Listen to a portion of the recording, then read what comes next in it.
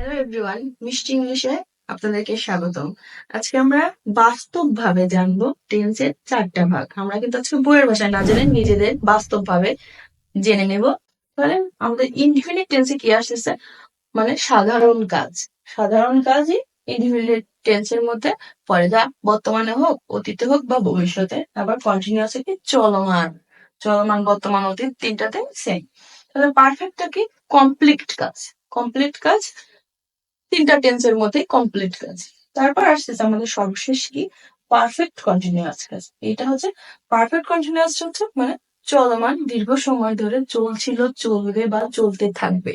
এটাই হচ্ছে perfect continuous টেন্সের মূল কথা। এটাই ছিল বাস্তব জীবনের সাথে ম্যাচ করে টেন্সের সংজ্ঞা।